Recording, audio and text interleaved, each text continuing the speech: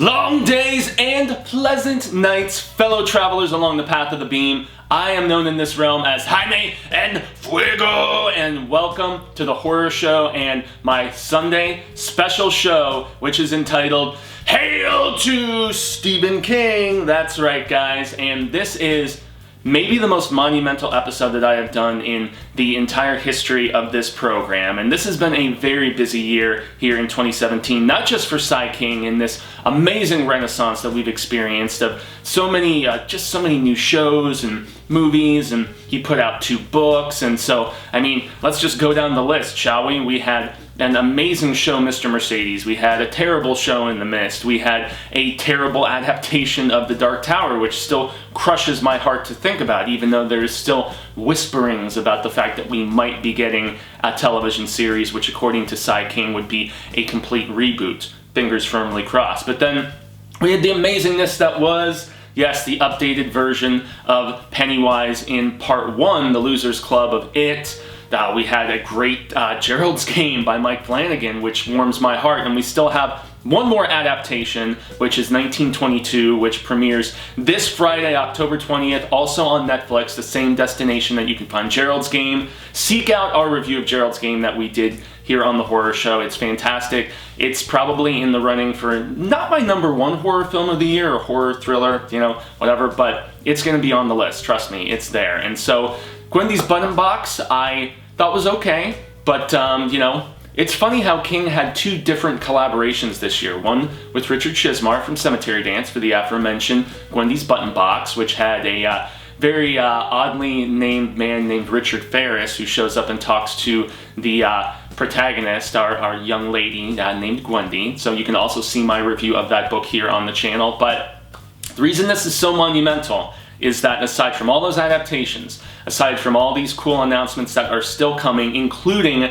something that warmed my heart immensely this past week, and the fact that the success of it has paved the way for an adaptation of The Talisman. Yeah, guys, and guess who's working on it? None other than Josh Boone, the pen pal of King when he was a kid, and he is also the guy behind the New Mutants for Marvel Fox, which looks incredible and has a killer cast, and he has been working on adaptations of The Stand, a reboot of that for the theaters, but apparently they're still trying to find financing, and that's been kind of on hold in, you know, just in not necessarily development hell, but, you know, it got pushed to the side as he started working on an adaptation of Revival. But he has been tapped by Amblin Entertainment, yeah, Spielberg's company, to do a theatrical adaptation of The Talisman, Jack Sawyer's adventures back and forth between the territories. So that is just incredible, incredible news for me to discuss at some point soon once we get a few more details. But he's scripting it, potentially directing it. My mind is just blown at that fact. But I reread all of the Dark Tower books this past year, guys, in preparation for that disappointing film. I also reread it. I'm about to reread the Tommyknockers for the 30th anniversary of that, and maybe I'll even do a 30th anniversary Misery. Tommyknockers is my next read that I'm in the midst of, though, and so the point behind all of this is that this past week, after going and visiting Sai King, I just finished reading Sleeping Beauties, and finishing reading Sleeping Beauties means that I have finally, after an 8-year journey that started with Carrie and went book by book by book by book. Yes, my goodness, has it been an arduous and lengthy one, but I finally read all of Sai King's work.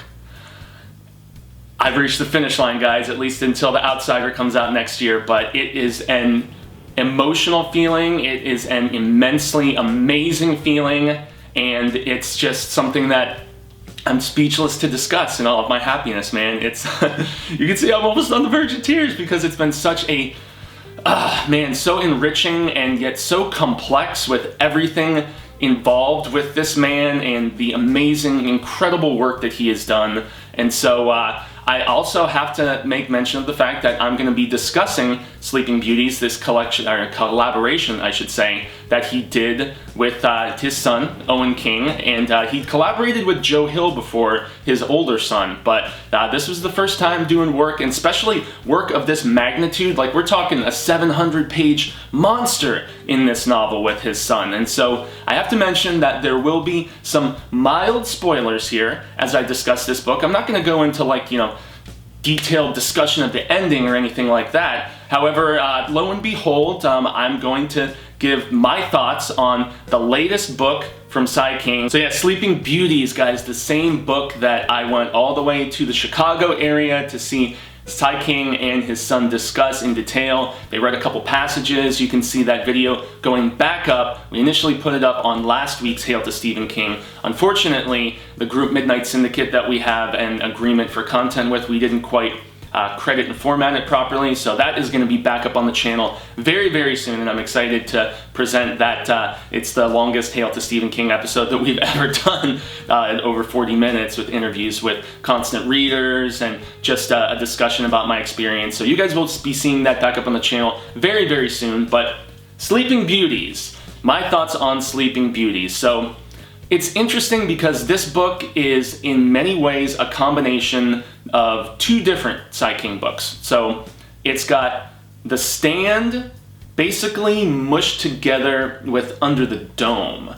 So one of my favorite, like top 3 Stephen King books, with honestly one of my least favorites that he's done post Dark Tower. And when I say post Dark Tower, like basically everything in the early 2000s that King wrote after he finished up the Dark Tower, series of sorts, when he did 3 straight entries, Bing Bang Boom, and finished it up. Now, I know he did Win Through the Keyhole as an afterthought of sorts, taking place between 3 and 4, but honestly, for me, with the exception of Lisey's story, which I thought was just okay, I have pretty much adored everything that Sai King has done after wrapping up the Dark Tower franchise, whether it was Cell, whether it was Doomickey, whether it was 11/22/63, whether it was the novella, Little Force, Some Full Dark No Stars, which look forward next week to a review of 1922, the novella, and also the film. So I'm going to kind of just mush those two together. I love the Bill Hodges trilogy, even the second one, which some people were a little more critical of, Finders Keepers, because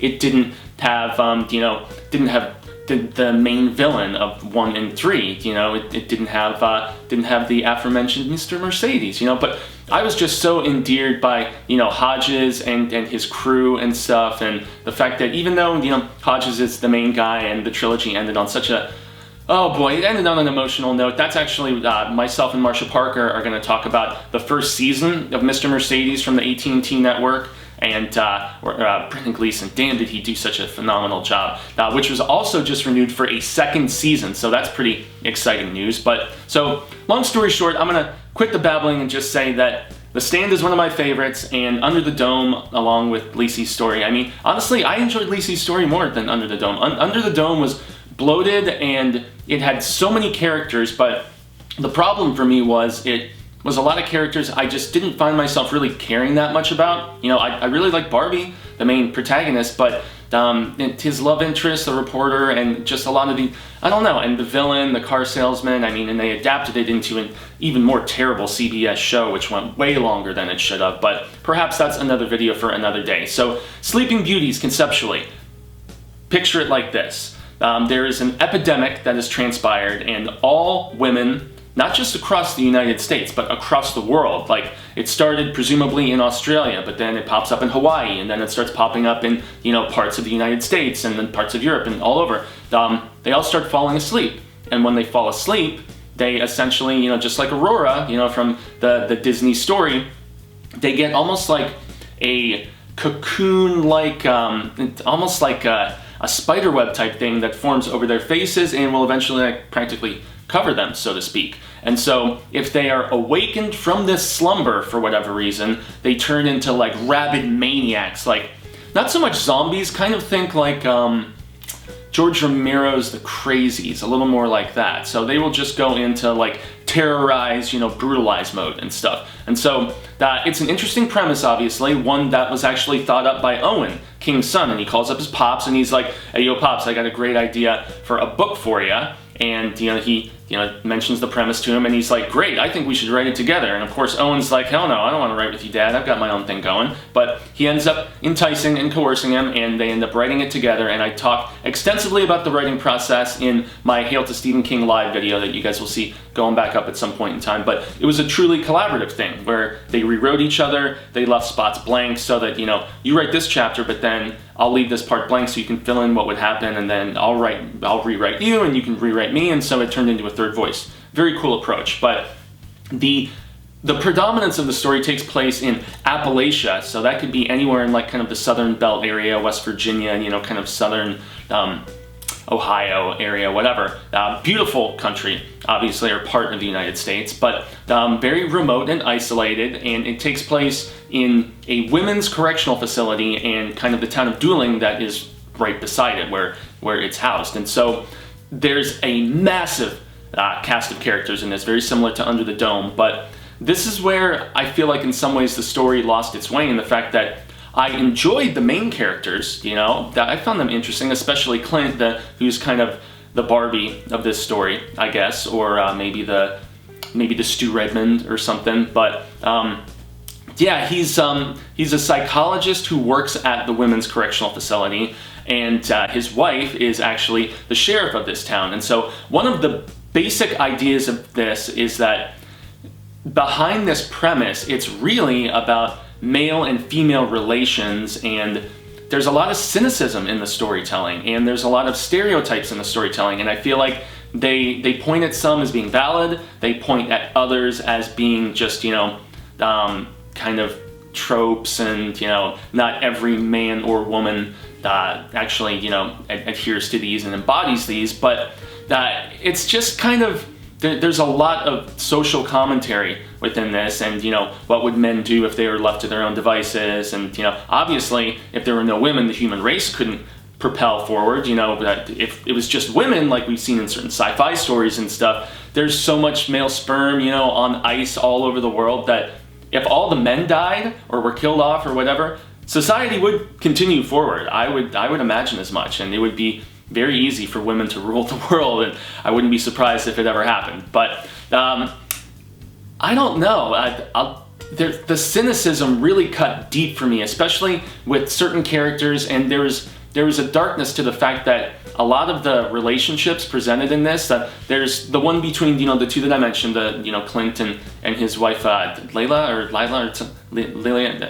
I'm not remembering proper, but basically the two characters that I mentioned, the main characters, and their son is also another one of the main ones, and he's got this girl at school that he's got the biggest crush on. And so the other kind of differing relationship is one between this guy named Frank and his wife Elaine. And so Elaine is a volunteer at the Goodwill, or it's either Goodwill or Salvation Army, I can't remember. They just mentioned it very briefly right at the very beginning. And both of these relationships are strained. So Frank, the guy married to Elaine, is a dog catcher. He's like the animal control guy in this small town, and they are basically on the verge of getting divorced, and they're already separated and sharing custody of the girl, and he's like kind of short-tempered guy, and he's just prone to anger. At one point early on, he destroys the vehicle of this guy who ran over a cat, and he's like, "You could have run my daughter over, asshole!" And and the guy who does it, or who has this done to him, is actually this crazy meth head plastic surgeon, and there is such an odd cast of characters. And the meth factor I have to really mention very quickly, in the fact that one of the oddest things about this story is when people start realizing around the world what happens to these women, everybody, at least on the female quotient, is trying their damnedest to stay awake. And so they are pursuing, even, people in law enforcement and prestigious positions, they are pursuing whatever illicit means to stay awake. We're talking crack, we're talking coke, we're talking meth, we're talking all kinds of weird over-the-counter stimulants, coffee galore, absolute craziness. And so that is an interesting factor that I wish they had explored at least a little bit more, is just all of the, on a grand scale, repercussions of something like this happening. But really, at the end of the day, it's a much more personal story about those male and female relationships, and just the grayness of so many of these characters, and the strained aspect of all of these different relationships and stuff. And it's more so how people on a small personal level react to, you know, oh, my wife is in a coma-like state and I don't know if she's ever coming back, so I'm gonna kill myself. Or, you know, I can't bear seeing her like that, so I'm gonna put an end to her, or whatever. And this is where I'm gonna get into just minor spoiler territory, because when there, and so turn back now if you don't want, but this isn't super spoiler. It's almost like when you read a book review and you have to at least give a few of the, like, you know, second level or the second act, I guess, details. And so the women in a cocoon-like state, they all reawaken in another version of dueling, which is almost like, think of it as a cross between the world that's moved on, you know, in the Dark Tower books, mixed with the Upside Down from Stranger Things. And so it looks exactly like they're dueling. All of the landmarks are there, from their houses to the aforementioned correctional facility where a lot of this takes place, to I don't know, like the gas station, the crazy tree that has popped up, which everybody presumes has a big connection. So all of a sudden, when these things transpire, this huge tree pops up, you know, just outside of town, and it's in both worlds. And so they're like, is it a portal? Is it just significant of all of the weird moths that are flying around, which everybody thinks maybe their silk has a connection to the fact that all these women are, you know, getting sick and going into this hibernation mode and stuff. And so, yeah, all of the women who go under basically awaken, and they live their lives in this weird sped up version of their world, their town, where there's no men at all. And so they're like, yeah, this is a better life. You know, we don't have to deal with all those assholes and so on and so forth. And yeah, whereas back in the real world, time is passing normally, and whereas it feels like months or like over a year has gone by on the weird upside down ladies hibernation side, in the real world it's been like 4 or 5 days, and there's some women who, through the use of stimulants and crazy means, are still alive. And there is one connection with this that I have to mention, and she's really the most intriguing character in all of this for me.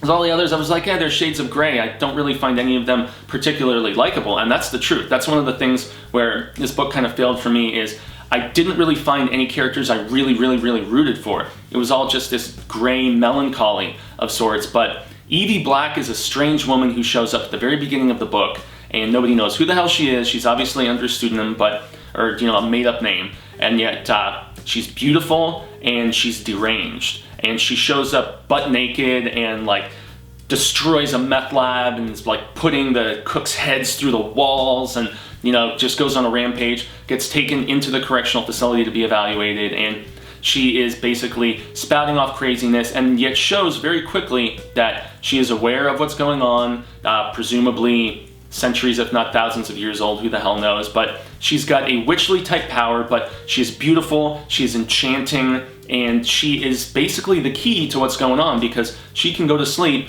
and wake back up, no problem. And so that is where the primary conflict on the male side basically arises from, is the fact that word starts to get around town that there is a woman in the prison who can go to sleep and wake back up. And so the men who have their wives and daughters in these cocoon-like states are like, we gotta get to this woman, we gotta do tests on her, we gotta do all this other stuff. And so it turns into a big conflict between the men at the prison, led by Clint, and the rest of the town, and like some of the former sheriffs, deputies and stuff, who team up with the animal control guy, Frank, that I mentioned. And it turns into this big, gruesome kind of thing. And then there's wild cards, like a couple outlaws who are like just being held at the jail, or you know, they're the court area or whatever, and they escape and they cause havoc. And so there's also like a Joker type aspect to, you know, a wild card, as I said. And so it's a really fascinating story, but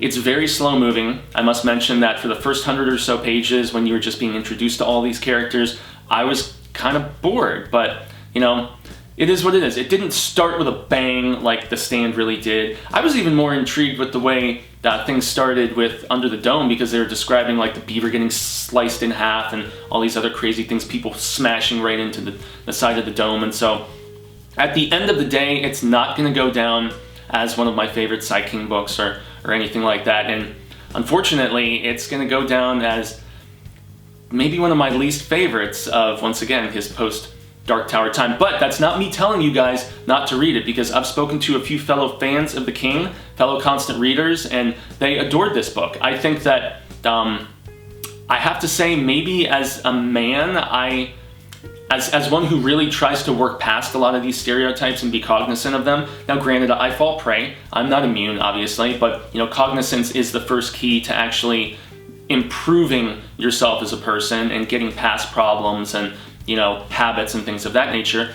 I feel like in a lot of ways this book may be much more fascinating to a woman just for the subject matter alone. And it's not like, oh, it cuts so deep for me as a man, but I was upset by, I think, a few stereotypes that I feel like as a race, especially, as mankind, especially in a new century where I would hope there's less chauvinism, where, women have worked towards equal rights and stuff like that, where these tropes and these things that were so common for so long, man's the king of the castle and all that, I know it's still there. I have no illusions about that. But I feel like we have improved, and, maybe a book like this is really good for that aspect of dialogue. And so if you're going into this thinking you're going to see all kinds of gruesome craziness, it's there at times, especially where one intriguing thing, minor spoiler once again, is, and I'll give you a moment.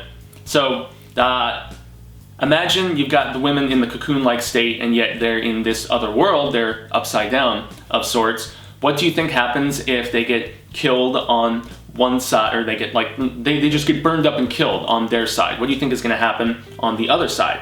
But yet vice versa, if the woman is in a cocoon-like state on our side and then gets killed on the upside down or commits suicide or, or whatever, what do you think is going to happen to the body on the other side, especially if it's awakened?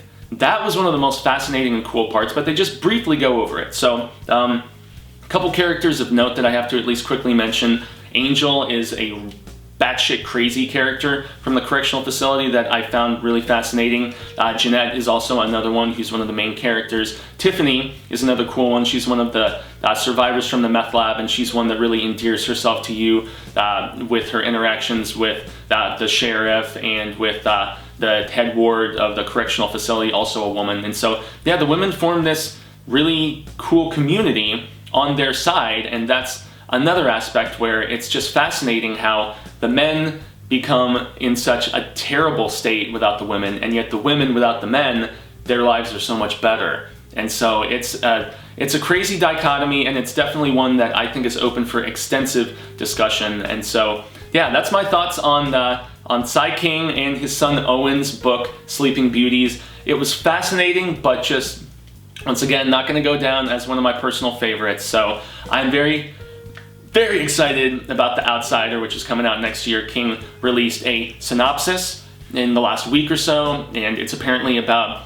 a baseball coach in a small town that gets presumably wrongfully accused of murder, even though his DNA is on the scene and stuff. And so there's a otherworldly force that's presumably going around and framing people somehow. So I'm very intrigued at what that is going to entail. So there's a lot more King stuff coming at us, guys. The King-assance is definitely going to continue, especially if 1922 is good, especially with that director's cut that's going to add almost 20 more minutes to it coming this Christmas. And so, but just to wrap things up, guys, what a journey it's been. It's been an amazing journey with all of you.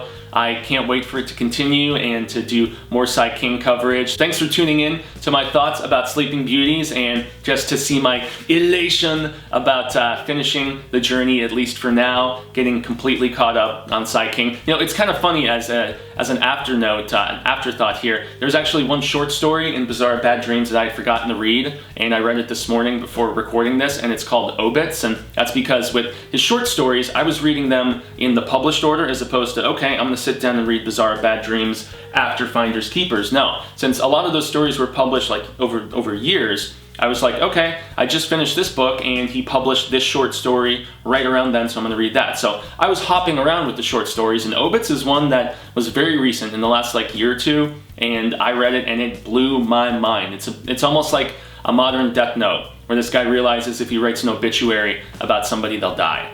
yeah, pretty fascinating. I highly recommend seeking out Bizarre Bad Dreams or just that short story if you can. So that was just something I didn't want to forget to mention because that was an amazing short that I read today, and it was actually the last King thing that I had to read to be all caught up. So I extend once more a grande gracias to all of you constant readers, Sai King fans here, and followers and supporters of Hail to Stephen King. Spread this video, guys. Share it with the hashtag Hail to Stephen King. If you like what you saw, there is a whole library of other videos that I've done this year. Once again, reviews of all the Dark Tower books, reviews of my favorites, least favorites of King's TV work, book work, stuff that I want to see him write, sequels that I think he should do, talks about Richard Bachman. I mean, I've covered a ton of topics, and we have a huge playlist here on The Horror Show. Make sure to like, share, subscribe here on The Horror Show. You can find me, Jaime, and Fuego on all social media sectors, Twitter, Instagram, Facebook, YouTube relaunch coming very, very soon, probably before the end of the year. So I appreciate all of that support. Thankee Sai, and until the Wheel of Ka comes around once more, hasta luego, sin amigos. I hope that it is sooner rather than later, and until then, stay scared and read Sleeping Beauties. Seriously, make up your own mind.